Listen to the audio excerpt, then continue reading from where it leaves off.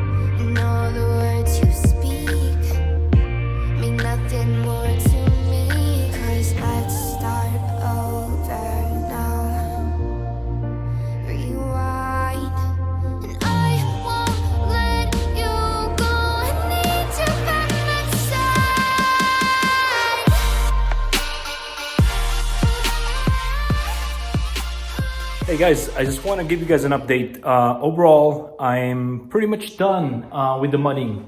The only situation here is that I ran out of mud.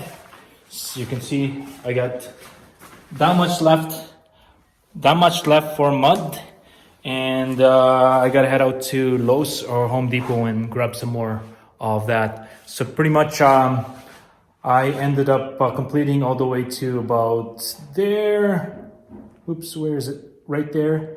And I got about that much to go, and a little bit of the middle part right here needs to be done, and possibly the edge over there, the top edge over there, and as well as I gotta do the rest of the upper lip there, around here. You see how I started there already? So got to get all that thing done as well. And later on, I might either do it myself when I get a longer platform that I could go up there and finish the main or the higher portion of the garage.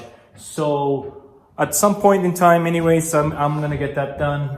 If I don't have the time to do it this weekend, then what happened is that I'll probably just carry on with the sanding and the painting of the garage in the process, and then later on, either I'll do it myself or hire someone to do the upper one. So, anyways, I'll keep working on the garage and we'll go from there.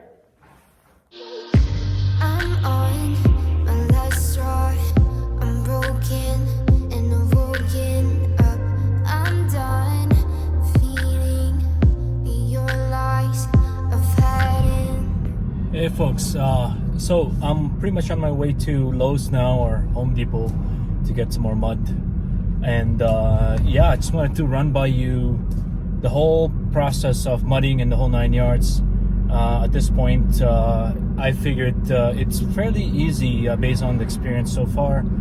There's a few challenges in the beginning on really how to learn how to pretty much apply that mud. But once you get the hang of it and able to really maintain the blade of the applier, and you know, it gets easier along the way. So far I'm doing pretty good now. I'm faster than when I first started, so it's working out pretty good. And yeah, and hopefully we can get the garage finished up here over the weekend. Check back to you in a bit.